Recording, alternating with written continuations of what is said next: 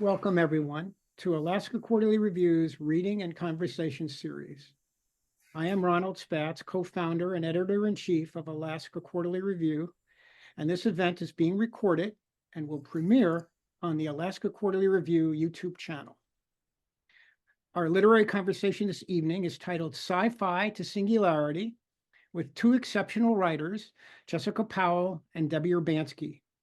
Before we begin, I'd like to make a few important acknowledgments.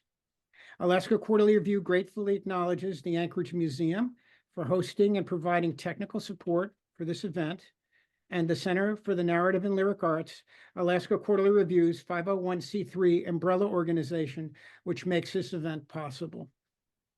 I also want to make a land acknowledgement. Alaska Quarterly Review recognizes the indigenous land on which all Alaskans live. AQR is located in Anchorage, and Anchorage is Dena'ina homeland.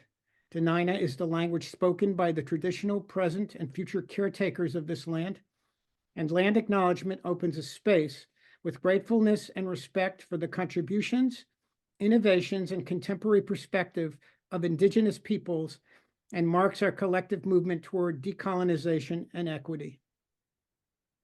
The jumping off points for our conversation this evening are science fiction, our author's own writing, and their views on the actual state of technology and our reliance on the increasing development of artificial intelligence and its impact on human life, and perhaps to our ideas what it means to be human.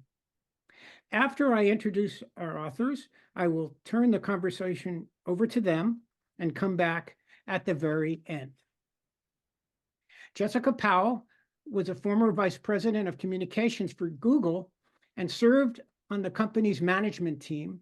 And she is currently the co-founder and CEO of AudioShake, an AI startup to help make audio more accessible and interactive. She is the author of a nonfiction book, Literary Paris, and the novel, The Big Destruction, a totally fictional but essentially true Silicon Valley story. It was the first novel ever published by the digital platform Medium. The Big Disruption was published as a paperback and ebook following its huge success on Medium. The New York Times described the novel as a zany satire whose diagnosis of Silicon Valley's cultural stagnancy is so spot on that it's barely contestable. And Kara Swisher, an editor-at-large at New York Magazine, said this: Jessica Powell is everything you want in a writer about power and money and lunacy in modern-day Silicon Valley. She is the insider who is come outside. Such a view has never been more important as text damage becomes more and more clear. Jessica's fiction and nonfiction have been published in Time, the New York Times, Vice, Wired, Fast Company, The Guardian, and elsewhere, including the Alaska Quarterly Review, in which her marvelous science fiction short story, Object Conversion, appears in our newly released edition. Debbie Urbanski is author of the recently published novel, Afterworld, published by Simon & Schuster. Like all great novels in any genre, Urban Waite wrote in the San Francisco Chronicle, Afterworld spills out, reflects, and through a kaleidoscope of sources and observation, invites the reader into a place that is more than the words on the page or the screen, but becomes, in its own way, a conversation between human and AI, reader and writer, beginning and end. This inventive love story Diana Dunham wrote in Scientific American is meticulously experimental with time and structure. And as Kirkus Review observed, it's a deeply moving story of grief and love. A frequent contributor to multiple genres at Alaska Quarterly Review, over 20 years actually, her writing has also appeared in The Sun, Granta, Terrain.org, Kenyon Review, Orion, Unti Reader, Nature, Terraform, Conjunctions, Science Fiction, Lightspeed, The Best American Science Fiction and Fantasy, and The Best American Experimental Writing. Her writing has also been named a notable essay or distinguished story in the Best American Science and Nature Writing, Best American Short Stories, Best American Essays twice, Best American Science Fiction and Fantasy 4 times, and Best American Mystery Stories. One of her stories has been a Pushcart Prize special mention as well. Urbanski was also a recipient of a Rona Jaffe Foundation Writers Award for emerging women writers of exceptional promise. So I think we're all set, and I think I'm turning it over to the two of you. I'm just so excited to listen to this conversation. Thanks, Ron.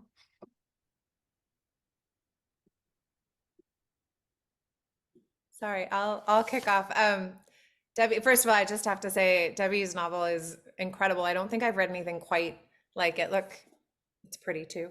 And I won't, there's so many things that I would love to say that are probably spoiler alerts, so I will be very careful about that. But just to give everyone a little bit of context and to root us in what we're going to be talking about, the book Afterworld, it's just this wonderful, vivid, very emotional book in which essentially humanity asks an AI to find a solution to a very, very dire kind of environment, like increasingly dire state of the environment. And the solution that the AI comes up with is to remove humans from the planet, which perhaps is not so surprising. That may in fact be a very logical and rational thing to do. Where the book then goes from there, I think, is quite unexpected and is not what you would think would happen.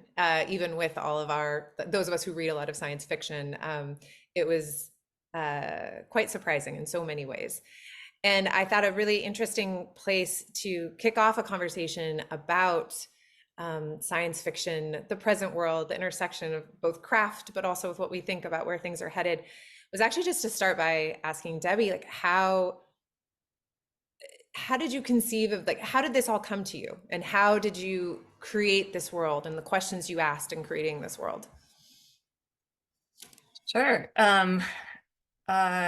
So Afterworld took me a long time to write. Been working on it for about 8 years. It started off, I was really interested in and saddened by species extinction. So I'm a big hiker and care a lot about forests, and just started reading and hearing more. I mean, back then it wasn't daily news like it is now, but books were definitely starting to come out. The Sixth Extinction was a big one, but a lot of really gripping, sad nonfiction. So that got me thinking about not only plant and animal extinction, but also human extinction, which comes up sometimes in these books. So I decided that would be a focus. I always love post-apocalyptic novels, the genre, and I'd focus on human extinction and kind of figure out how we got there.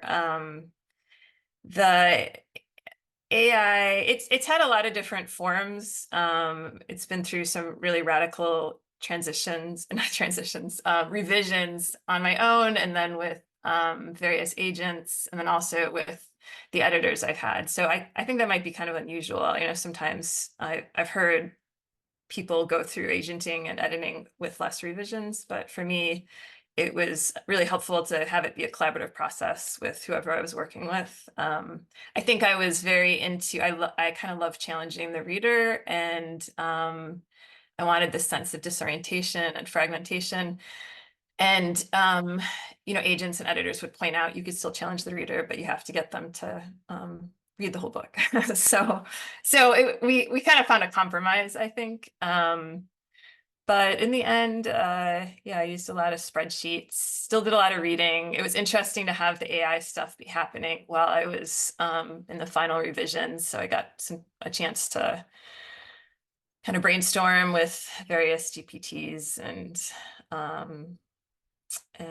the climate stuff was really escalating too. So, you know, I was doing final revisions when the skies were green because of the smoke, and there was the sense of I actually asked my editor, should we move the date up? Because right now it takes place at like 2100. It seemed like I could have it happen in 10 years, with yeah. And I just wanted to say, in general, I'm really excited about this conversation. I'm happily surrounded by your stories, including the Alaska Quarterly Review, which arrived in my mailbox this week. And your story's right over here, object conversion. And I've really enjoyed kind of finding some common themes and similarities between your writing. But it also sounds like you've done some, I'm assuming your last novel, maybe, was it speculative or is it realistic, satire? So it sounds like you're working with in genre and outside of genre. So I'll just quickly describe object conversion, and then I'd love to ask you a question just about your relationship with genre. So object conversion, I really connected with your young female characters that appear in another story, middle school math. But this is about an 18-year-old who is struggling to connect. It's both emotionally and physically with others, I think because of the high-tech world that she lives in. So she decides that she'll sign up for object conversion, which is run by a company that has AI help assistants. And she actually becomes a hammock and a cup and a bed and a chair. And I'm not doing the story justice because what is so wonderful is kind of the physical sensations that she experiences when she's in these situations. And that's a difficult thing to do, to get a reader to kind of feel, like imagine how it would feel. Actually, no, I think I felt how it feels to be a a hammock and there's this intimacy with whoever you're connecting or touching with, and contrasting that with kind of the distance that people are putting between themselves as they become more immersed in technology. So maybe to start off for you, I was curious your relationship with genre, if you've always written genre, or if you're kind of moving between genre and kind of, yeah, your relationship with science fiction. I think I probably always have, long before I ever knew what genre was or the different categories of literature and those kinds of labels and so forth. I remember when I was little, I would write stories that probably would now get me sent to some sort of child psychologist when I think about it. But that always were takes on reality, sort of fantasy, I guess, takes of things that were happening. And I think as I got older, again, without ever thinking I'm going to write a sci-fi story or something speculative, so much of what I write just starts with a question, not some deep philosophical, not like on a thematic level, really just literally a question. I remember with object conversion, which, like you said, is this program where people in the future can have themselves converted into different physical objects and experience what it is to be in the life, like to live as an object that people are touching and interacting with, and that is a very fundamental part of someone else's life. It all just came because I was on vacation and I was sitting in an incredibly comfortable, like really comfortable lounge chair, like halfway between like wakefulness and sleep. And I was just like, what would it, like, I could just be a chair. Like, I think I'd be fine with being a chair. And that was where it started. Was, I think the very first line I wrote was something like I can't remember it now. It's like, it's something to the effect of like, I was 18 when I became a chair, something like that, right? Yeah. That's probably the only line that didn't get revised in that story. That was how it started, was just like, what would it mean to be a chair? And then much further along, because you have to do this in a story, right? Like, like, why though? You know, and that's actually what eventually led me towards the meat of the story, which is like, why would people be trading in their lives, so to speak, to become physical objects, and what's going on in that world, and that's pushing people, like, why would that be appealing to people? And yeah, and in a similar vein, I thought when I was reading Afterworld, and this I feel like is so it's fundamental to any book, but I think particularly when you're doing something speculative, you have to give people enough to grasp of that world that they'll make the leap with you. In this case, that, okay, people are going to turn themselves into furniture. In your case, that this AI has said, hey, the best solution is to get rid of the humans, and the humans are like, okay, right? Like, and you have to kind of convince people and give them things that are familiar but also unfamiliar, and convince them of the unfamiliar, so that they're then willing to kind of go down that path with you. And I thought one thing that Afterworld did really well, and it was so interesting to me, was how it used language to do that, and not just in what one would expect and hope, which is just really vivid description of the physical world, right? As the humans disappear, how that physical world, like the natural world, comes to life. That's wonderful. But what I thought was also really interesting was how you created, it seemed like you asked yourself the question, what does this do to how we communicate, the words we use? And I wanted to ask you about it, but I thought to root people in what this question is, I thought I would just read something from it. So one thing that's really great in Afterworld is there's a lot of different materials that are used. So we have an AI that's talking to us. We have a teenage girl who's sort of the protagonist in the story. We have someone who is tasked with chronicling the sort of the final days of the human experience of the earth, and a part of that, creating a dictionary of like a dictionary of how humans spoke, an archive. And in that dictionary, they are both defining new words that have come out of this world, words that you wouldn't have needed in the past, before all of a sudden you learned you as a human were going extinct. But similarly, words that are recommended for removal because they're no longer relevant in a world in which humans are themselves no longer relevant. And so it reads, I was just thought I would read very quickly the list from one of the lists. I think I'll read from the S's. Scientific method, shallow ecology, SNAP, social security, species of concern, species recovery plan, spring break, starter home, strategic planning, strip mining, Super Tuesday, Superfund, supermarket, surrogate mother, survival, survivalism, survive, survivor outreach services, survivors. And there's just, and it was just so captivating to me because there's so much in that, right? There's bits of humor, right? Like Super Tuesday, which is not a word that one would expect to pop up in a book like Where We're All Dying. And at the same time, these very poignant things like, survivors and the variations of survivor. Because, right, why would you need to talk about survivors when there's no one left to talk about them? Yeah. So I just wanted to think about when did that idea come to you of the dictionary, and how did you develop it?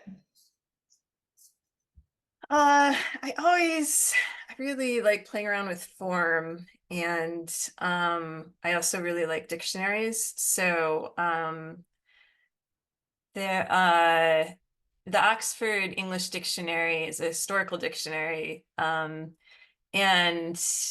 I love looking at words that are no longer used, or how language changes over time. They kind of talk about the definitions changing. Or you could get access online to like 1828 Webster's Dictionary or 1913 Webster. So one reason the book might have taken me so long to write is I would like looking up the same word in all of them and just seeing how, is it not in 1828, but it's in 1913? Or how are these two definitions different? So it just seemed like such an evocative way to show a society changing, you know, and then I love hearing about the new words that come out every year, like what's added to the OED or what Webster is, what's going to be added to Webster, because it's a lot of technology words, you know. It does seem like the dictionaries are kind of chasing the technology, but so it was an opportunity for me to kind of have fun with the forum and do some world building at the same time. I think it helped me figure out what's going on in the world, that world, by thinking of what words people would need to describe them. And the list, the alphabetical list of the words we take out, it felt like I kind of liked having all those words treated the same, because I think losing even a small word, or even it's like we're losing any word sad. So I think losing, yeah, I think that kind of captured a sense of loss for me, that when I would write which words we're losing, I could really envision it, you know, like what if there'd be no one around to say those words anymore, but those words wouldn't even exist. No one would ever say them. Now, Right, and the concept wouldn't exist either. I think one of the words at an earlier list is embryo. And then later there's like IVF, surrogate, like anything that really had to do with birth, because then of course there are no new humans. And so, Yeah, yeah. yeah. So I also had fun with just because I love language and the creation of new words. So when I was reading your stories, I had fun circling all the instances of new language that you were creating to kind of describe new concepts, new technology. So there's one story I just wanted to read a little bit of, because I thought um, it got me thinking. It seemed really relevant when there's a lot of anxiety around getting replaced by tech, for writers especially. And you wrote two stories that are exactly about that. So I have a couple of questions, like if you predicted this when you wrote the stories versus what was happening in the news, and kind of, but I'll read. So this is from Leisure World, which is about a company owner, Masato. He's a namer, and companies are being automated, and most everyone it seems like in the world is super happy they get to go and do spend their time doing hobbies, really hilarious hobbies. I appreciated the humor there. But for Masato, it's a loss for him. So it's like a page I'll read, but it was really, it stuck with me, and I think it's yeah, I kind of got at the complexity and the sadness, like what we're losing as we move forward into our high-tech world. So Clable is he's the creative director. And there's a robot who's gonna Clable's gonna make a point. Klebel said, "Look, even the cheapest, barely functional robot's still better than most of our employees. You know the cranberry turkey puree project? Of course. I actually came up with the name last night." This is Masato. "So that took you, what, 2 weeks? I give it to the robot this morning." And Clable pushed the red button that sat like a squat hat atop the discount bot's head. Do, beep, beep, do. Masato snorted. It was hard to believe that people once thought robots would sound like this. A red light made a rapid orbit around the robot's chest. Processing, it said in a metallic monotone. A slip of paper exited the robot's mouth. Clable tore it off and hid it in his fist. "You first," he said to Masato. So Masato goes on and, is assuming, Masato's remembering the kind of beautiful experience of creating, it took him weeks of creating this new term. It seems like a very creative process for him. And finally he announces Turberry. And then Clable shows the slip of paper from the robot and says Turcan. And Masato is trying to say Turkran and Turberry are not remotely the same thing. Misato said, crumpling the paper and tossing it at the bot's tin head. And that got me thinking, kind of like what makes us, language is really important to us as humans. It's one of the things that defines us from other species. And so what happens when, we're kind of seeing what happens when a technology comes and could recreate that. So I was curious, how the timing of writing these stories worked, where the ideas came from, and kind of your thoughts about large language models and generative AI. To ask a lot of things at once. Yeah, okay, let's see. I think I wrote that story in yeah, that was actually the first short story I ever wrote, and that was in 2017. And I was remembering how a few years earlier I had been at this tech conference, and I ended up standing between two like literal like tech billionaires. Standing, I was like kind of part of a group. They were not talking to me because I couldn't see the future. They could. But anyway, they were talking about how amazing in the future, when AI took care of everything and everything was automated and there were no jobs left, how people would basically be doing watercolors all the time, which just like struck me as this like extraordinary leap. Sure, maybe accurate. Maybe that's a cool thing to imagine. But like it struck me as it had so many assumptions in it. One, it assumed somehow like that some UBI style, like that we're all being taken care of by society, which like so far society hasn't done such a great job of taking care of everyone. So why would all of a sudden like that happen? But that first, that people were going to be taken care of, that like the automation of jobs did not mean income loss, right? Which again, seemed like a big assumption. And then second, like it leapt past what that transition would look like. So sure, if you were really utilitarian, you could kind of be like, all right, there's certain jobs that it'd be painful that people lose those jobs, but then you cast out one generation, two generations further down the line, and society's adjusted. And now we all have some kind of basic income, and we're all doing watercolors and ceramics, and we're cool. And I was like, but what is that transition of those people in the middle? And then even when you get past that transition, which would likely be a violent one, if not physically, though possibly, certainly like emotionally or existentially violent, what does that do for people's sense of self and purpose? Particularly when, certainly in the US, from a very young age, we come to associate the self with our labor and what we are, right? Even those who work in the arts, right? There's very much of like what you do and what you create is who you are. And so what is it when actually that doesn't matter anymore, and you're just free to do anything, and that there's no particular value tied to those things, that achievement itself is no longer the goal. And so that, like, as a question really interested me. And I wrote this whole story. It was very funny. I showed it to my father at some point, and he was like, this is all like very funny and interesting. He's like, you do realize you've just written about retirement. Like he had just retired from his job. And he was like, you've put this all in the future, but like, this is just what I go through after having done a job for, 60 years or whatever. And now I don't have a job and I don't know who I am. And, which is just a good reminder, I think, in some ways, that sometimes when we are writing the future, we think we're writing the future. The world or the human condition actually doesn't change that much. It's just maybe the triggers are different, but you still grapple. We all still grapple kind of with the same existential issues. But in terms of AI, I think I do have moments.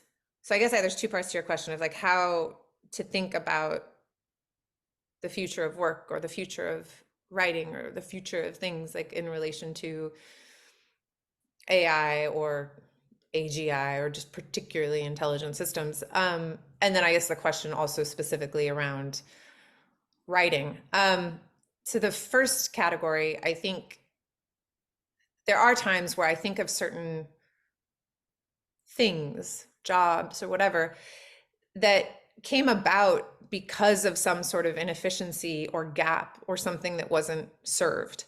There are a lot of things, for example, in the creative sector, where because one couldn't, for example, license certain kinds of music, like it wasn't easy to do. Like you couldn't do karaoke of, I mean, this is very niche, but you couldn't do karaoke of the original records because that back in the day, artists didn't want that. They'd want that today, but they didn't want that. It was seen as a lesser art.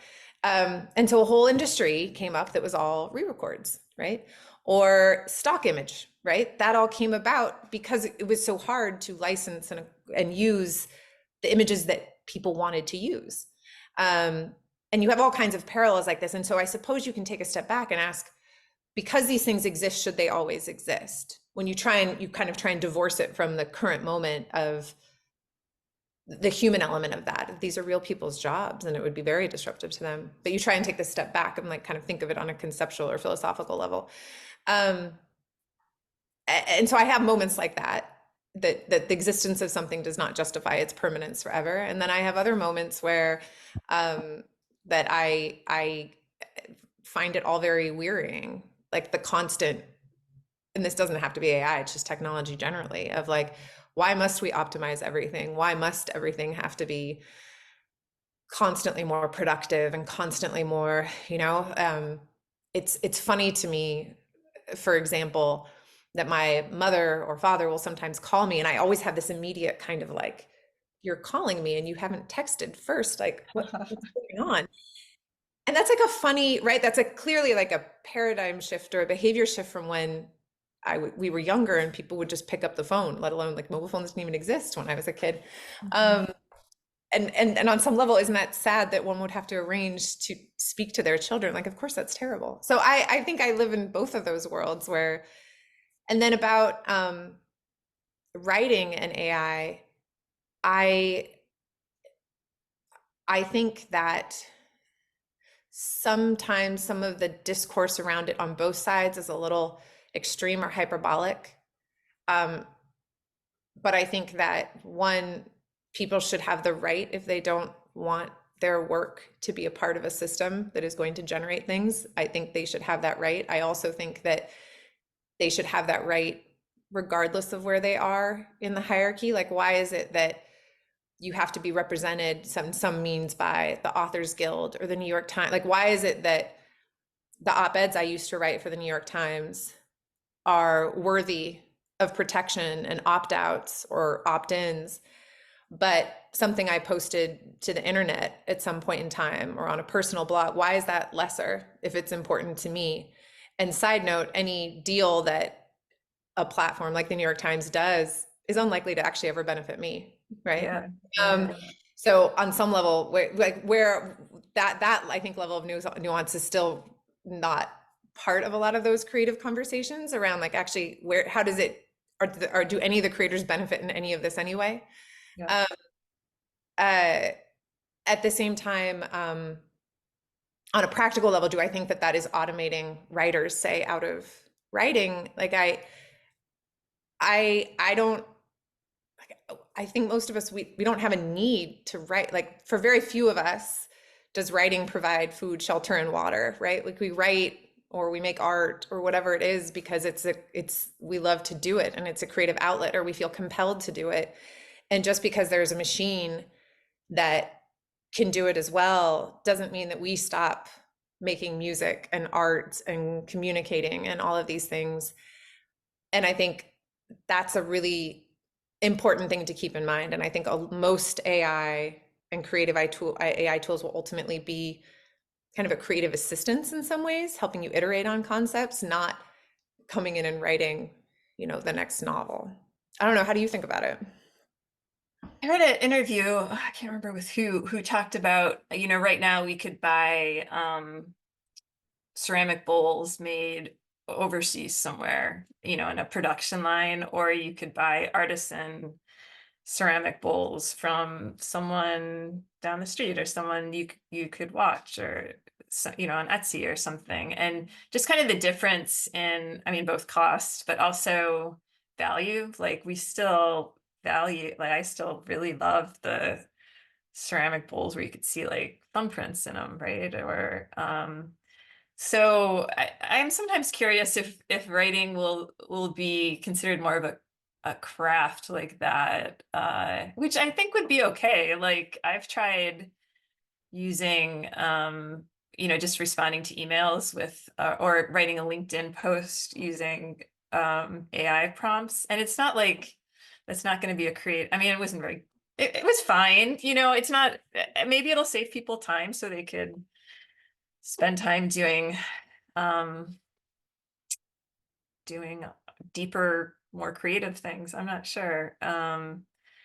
But I seem less worried than a lot of artists, I think. My editor and my publisher, we were surprised right when we were trying to publicize my book is when all the lawsuits were happening against, and then the media really kind of hunkered down on there was no like AI could be a tool for writers' point of view. It was unfortunate timing, but also I was fascinated by like just it seemed a one-sided presentation.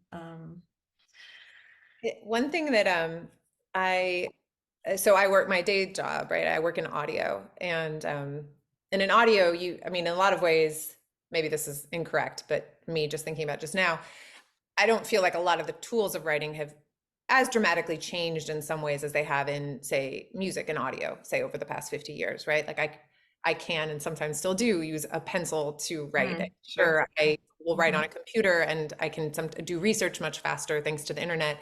But the thought process, and in some way a lot of even the time and the tools, like don't feel so dramatically different to me than they were when I was a kid.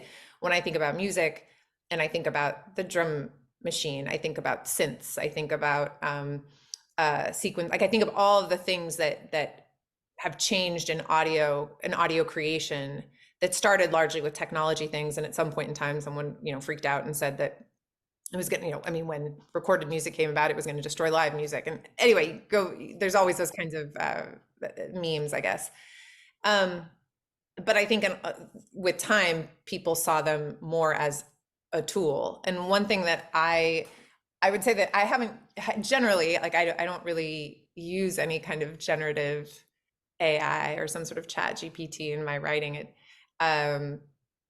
I wouldn't be against it if there was something interesting to be gained from it, and maybe one day there will. In addition to kind of the ethical things that remain, I think, unresolved and floating about. But I remember I was writing, working on like my current novel, and I got to this scene at the end that I wanted to have take place at like an amusement park. And I was just trying to get from A to B. I needed a Ferris wheel in the scene. It's not crucial, but it needed to be there, right? It's not like a character in the novel. And I was having a hard time visualizing it. And I remember typing into Google like Ferris wheel images, right? Like you do that kind of thing just to like help you come with a picture. And it just wasn't doing it. Like I wasn't. And so I was like, you know what? Everyone's freaking out about ChatGPT and OpenAI and all this stuff. Like, let's see what it can do. So I remember typing in and being like, write, I can't remember the prompt, but pretend you're an author for a literary novel and you are writing a scene that's taking place at an amusement park. Describe the Ferris wheel as it moves in the sky, something like that. Give me 10 different versions of that. And it was kind of laughable how bad the output was, because at a word by word grammatical level, it was perfect. But it felt like a Hallmark card. It lacked any sort of soul, which is just weird because I don't think about those things until all of a sudden you're confronted with this thing that's almost like a caricature of writing, right? Of someone trying to be a good writer or something. Anyway, so terrible, couldn't use any of it. But in one of the paragraphs that it returned, it had decided to focus on the wagons of the Ferris wheel. And I remember, and I remember reading it. And again, the description of the wagon in the sky was horrible. You couldn't use it. But I was like, consider the wagon. It's like I'd seen it, right? I'd seen the Google image of but there was something about it presenting that information that way and having zoomed in on that detail that otherwise had been no more important in my head than the spoke or the passenger getting on, that then opened and kind of unlocked this bit for me that then I ended up writing something about the wagons, which I was pleased with. And that's kind of how I see in a lot of things across creative doing, like how AI or just technology can be helpful, right? Is that it gives you this, it's just one more thing that maybe sparks an idea and then you riff off of it and you go. And that to me is potentially exciting, because I think we've all had writer's block. We've all had our Ferris wheel moments. And then of course, the funny thing in all of this is then what happened to that Ferris wheel? Of course, the scene was entirely cut. Like, you know, so all of this like drama there, the Ferris wheel's not even in there anymore. So, you know, Yeah, I love the Ferris wheel moment though as a term. Because I had Sheila Heti in the recent New Yorker. She had been talking to a chatbot, and I was so happy to see the New Yorker publish. So she published her conversation as it was like she had the chatbot write the story, but she was giving it very specific prompts, and then they had a great interview with her about it. And I don't know, I was glad I played around with GPT-3 and then 4 and then ChatGPT when I was writing this. And kind of in the way that you did, I felt like I was talking to myself in a way when I was talking to it. And or just to make, there's a lot of citations in my book, and at a certain point I just, I needed like fake magazine names for the future, and so it would give me a lot of them. I've also really enjoyed the like Midjourney or Dolly. Today I was just trying to get a poster I mentioned in Afterworld. I was curious what it would look like, a bunch of extinct animals. It's advertising the Great Transition, so a bunch of extinct animals kind of beckoning to humans and giving the thumbs like a up. safari poster almost, but like Yeah. your death. And I tried 4 months ago, I tried and I couldn't get it right, but it was effort, like it was amazing the progress that it's made. And seeing it, I mean, this is after the fact, but I don't know, I really find it really exciting. I had created a like what my character would look like Sen from the back of her head, or what some of my characters would create. I mean, images that they'd create. It was a good way to get into, I don't know, the point of view of my characters. I found it really rewarding, and fun, and a different way to think. Like I don't often get to think, I don't have those visual tools, or skills. So a different way to think about what's going on in my book. So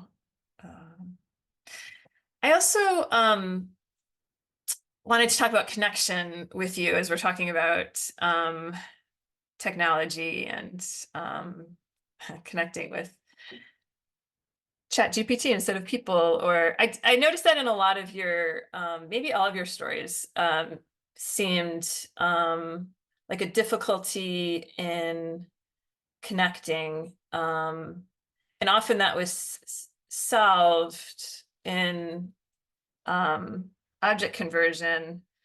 I guess technology kind of solved the problem for her in a way which is interesting. I don't think this is a spoiler if I mention I really loved the ending, because is it going to be a spoiler if I mention the ending? What do you think? By the time someone would read it, they will have forgotten it all. Because she wants to stay like her happiness is in the form of a chair, which but she's being pulled out of it because there's a fire happening.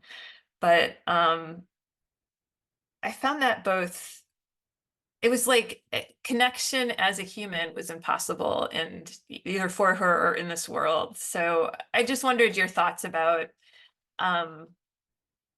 where you fall in terms of technology connecting us, disconnection, or how we connect with each other in this world. Yeah. It's funny because when I wrote object conversion, when I think about it now, there is again this sort of construct or conceit, whatever it would be. The only way, of course, to convert yourself into a chair and so forth, like there's going to have to be some sort of technology or widget or magic that happens for this to happen, right? For it to even be believable as a reader, you just have to accept that, okay, this process, this product, whatever exists. And And so technology is an easy way to solve that, so to speak. But when I was writing the story, and this is maybe a little bit different from some of the other ones, I actually really wasn't thinking about it so much from a technology point of view, though I think it ultimately did become a meditation perhaps on the state of things and technology and disintermediation and distancing of humans when you have so much technology in your life. It really came from a place of really liking objects. Like I have a lot of affection and like emotional weight or something that I put into objects. And I think sometimes more than people even. And I think it was just thinking about desire and want, and how if there is this fundamental desire to be close to people, but perhaps in other, like for whatever reason, you can't be close to people. It could be because of technology and everyone is so preoccupied. It could be because of something in your character or how you're wired.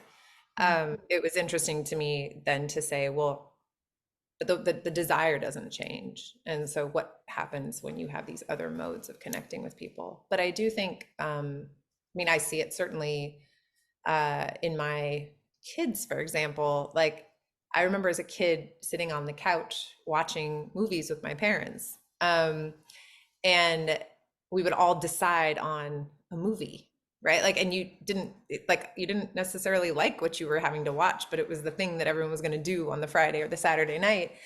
And now everyone can kind of watch what they want, right? There isn't necessarily that much compromise because there is one TV in the house and there is a computer, like there are two computers.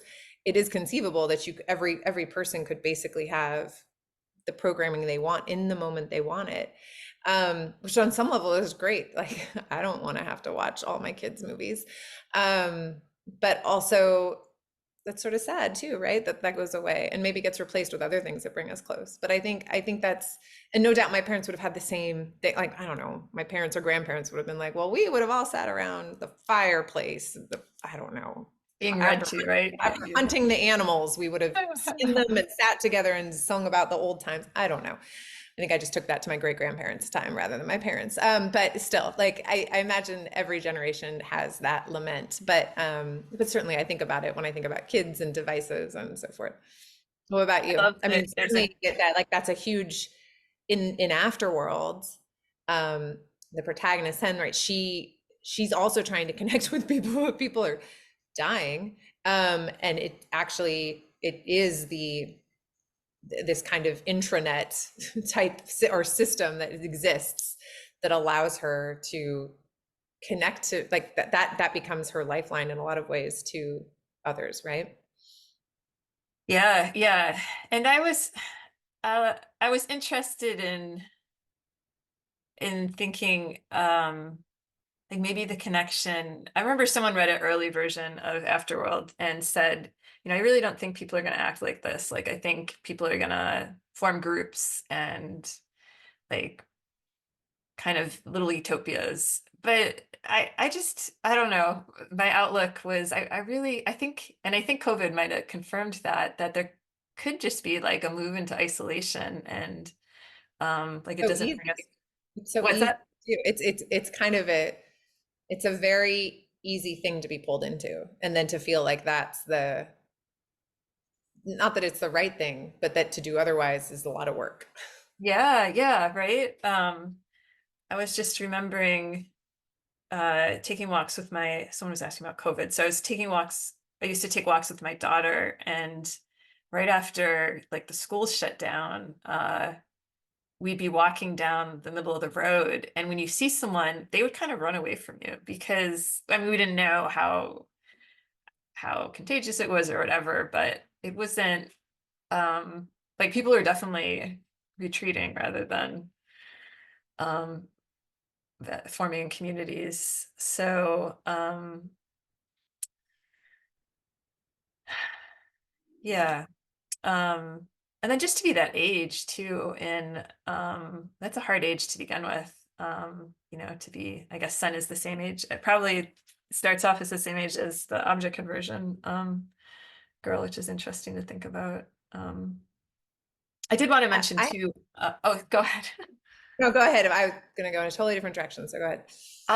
Just about what you were saying, remembering how our parents or our grandparents were, there's a great term you have, nostalgia newspaper that you mentioned, and Masato's reading, he's reading one from 2001, talking about our fear of terrorism and kind of like putting a nostalgic spin on that. And I think like when I tell my kids about I don't know, talking on a phone that's attached to the wall. Everything from my childhood is getting nostalgic, but I'm sure I don't know if that's accurate nostalgia. Like I don't know if the lack of technology in my childhood was as great as I remember it. I'm not sure. I don't know if you have ideas about that. I mean, I spent the entire day on TV. Like the weekends were almost entirely TV, and Yes, so it's right. kind of laughable to me that I have like screen time rules and all these things that I didn't have at all. So much of my childhood is just extraordinary consumption of The Price is Right and Supermarket Sweep and like It was bad TV back then too. It's gotten much better. I yeah, think. yeah, Yeah. yeah. One other thing that well, there were sort of two things that also struck me about the novel that I wanted to ask about, that I think is interesting when you're writing speculative worlds. Um, I wanted to ask a little bit about disorientation, because I think one of the things that can be hard when you're dropped into a world and you don't know how the rules of that world work. Um, Sometimes I find a short story or a novel, if I can't find something to hold, like to grasp in that first page or two, where something is kind of making sense to me, even if it's just a sliver of it, it's really hard for me to keep going. And what I thought was interesting about Afterworld is that it's really quite experimental in a lot of ways. You're bringing in a lot of different points of view, a lot of different kind of artifacts from the time that this happens, right? The dictionaries and the observers and the chat bot and stuff like that. And there are shifts in time that can also be really disorienting. Um, and I was curious how, when you're going back, and it's probably worth saying that while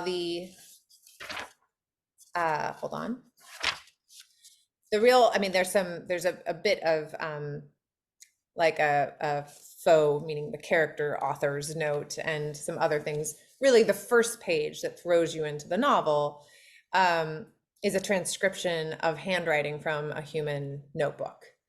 And it's actually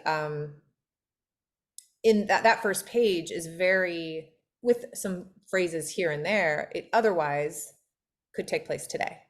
And so I was curious, when you were writing, how much did you think about, and when you're writing generally experimental kind of work, how do you think about accessibility and rooting people enough in something before you start to kind of mess with things? And how do you know, I guess the second question would be like, how do you, when you're revising or you're like, how are you telling where it's working and, you know, where you need to lean in one direction or another? Sure, sure. My, original idea for this novel, I thought if we were reading about, if a reader was reading about the end of humanity, at least its physical form, I wanted the experience to be uncomfortable and disorienting. So originally, it was a lot more fragmented and a lot more backwards in time. And I still love that original version, but what I was hearing from agents when I was looking for an agent is, I would have I could write that kind of book if it was my fifth novel or if I was George Saunders or something. But as a first novel, I can't take as many risks as I'd like.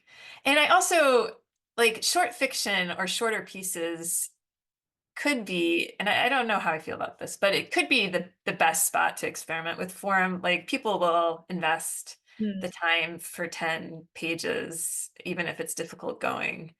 But, books are expensive. You're asking someone to invest more time. I mean, I think they had a point that not not everyone enjoys reading that's requires a lot of work and that's difficult. So it was really my agents coming in and my editors who encouraged me to. My editor was really good about pointing out spots, like handholds. I think he would. I don't know if he used that term, but just like giving people a ledge to stand on, giving people enough to understand so that they turn the page. He was really into the shorter chapters, just because they're easier to digest and they look a little more accessible. We played around with things like a visual timeline, or I was thinking about a cast of characters, or I didn't really know how much, we wondered how much guidance we'd have to give readers to get through it. But I think by giving the timestamps kind of helped. And then he was hoping the design of the interior would also help a little bit, give people a sense of what's going on. So it's kind of weird. It is still strange that the novel is called experimental to me, but I think I might just have a different tolerance for that kind of stuff. So It is funny also. I wonder if someone who's better versed in publishing than I am will have a probably far more factual take on this than I would. I do wonder if you look at commercial fiction and what's published and so on and so forth, if on the whole a far less experimental work is being published, and be in tandem with that, what we define as experimental then moves more towards something that actually is more accessible. I remember the first thing I ever read that was just very unconventional was a novel by Roglier, the French writer, where, as at least the lore goes, a French an American high school French teacher had challenged him. She wanted something that was interesting for her students to read, and not I don't know, Susie went to the supermarket and bought an orange. mhm. And so he ended up writing a novel in which, like, the first chapter is in the present tense, the second chapter is in the past tense, the third chapter is, in the the subjunctive, and another one in the conditional. And it's like this detective story. And I think probably as some sort of didactic tool, it was probably a total failure, because the contortions he has to do to make it all work, and the language, which is still like this, masterful writer, it's way too much for a high school French class. But like, what a wonderful and wild kind of idea. And if you can pull it off, even though it's very gimmicky, like, how incredible, and you just sort of like, I'm sure there are people doing that kind of thing today, right? But Yeah, you yeah. certainly don't. So I thought this was really great, because I felt it was very accessible, right? Like, in that fundamentally it's a story that actually can be told in a linear way, that actually can be summarized in a very clear way. But it's playing a lot with using different kinds of materials that can at times be disorienting, but I think contribute to the overall theme of the book, and like the feeling that you want to create in the reader.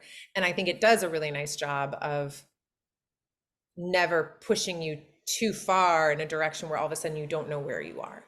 And so again, like, thinking of just even how that book opens, right? It opens with script, right? Which, like, the first page is some lines of code, and then we go to a note from the author, a very short note that has a lot of kind of jargon in it, right? Of like, these were the things that were used to prepare this report. And again, the words all make sense, but you're also like, what report and why? What's going on? And then right when we're kind of like, where's this thing going? We're dropped into this human notebook where they're just describing the nature around them. And it's like and so then all of a sudden you're like, okay, I'm in this world, I'm on the earth. Like, okay. And like, I get it. So I thought it was really well done in that sense.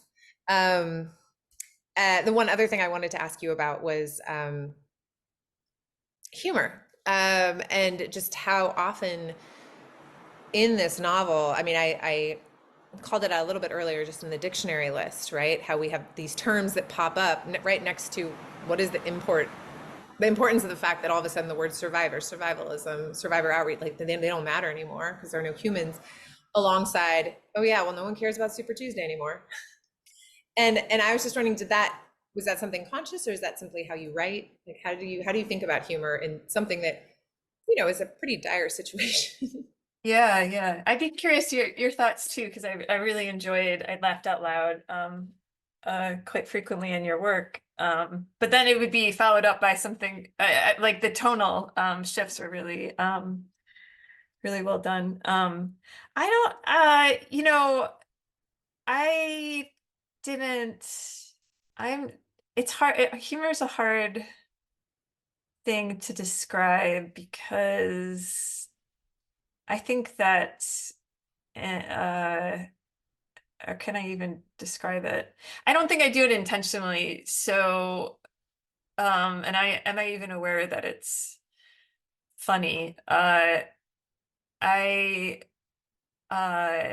when I was talking with my husband, he's a programmer, and we would talk about like AI responses. If anything, it seemed really easy to make the AI more ridiculous. Like he'd have some funny programmer joke. I can't remember any specifics, but I'd be like, no, we can't do that. It's just it's like too low hanging fruit of a joke. So but I'm glad. Yeah. So where does it come from? What do I? Why don't? What I about know. humor for After you? I asked it, I was like, "Why did you ask that?" Because she's now going to ask you the same thing, and I have no answer for it. I don't know. I don't know how. It's funny because um, I've taken writing classes before that I found incredibly instructive. Right? Like um, I remember one of the first writing classes I ever took, and I'd written the story, and the instructor said something to like the effect of, whatever it was I had written, it was some sort of speculative leap that happens in that story. And he was kind of like, not buying it.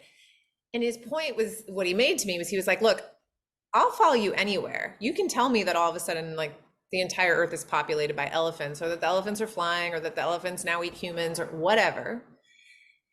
But you kind of got to take at least a beat to either explain why that's the case, or on some level acknowledge, I mean, this is like probably not so super artful, what I'm about to say, but like, of course, humans in 2000 would never have conceived of elephants eating, buildings. But then after the Kapinski project, whatever, right? Like, Yeah. and just this idea that you have to kind of like, and I remember just along the way of different writing classes, or reading other people's writing, or listening to a craft lecture, something like that, these very concrete things, that while writing can, I think, never be prescriptive, these sort of tips are actually, like, I think, very, very helpful.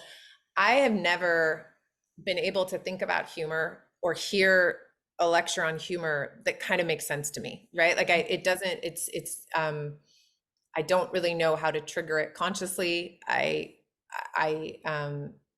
Or why it works. It just sort of seems like it's something that comes out when I'm really enjoying writing something, and that feels like sometimes maybe, and this sometimes is something I have to edit out, it does feel like a little bit of a wink from the author.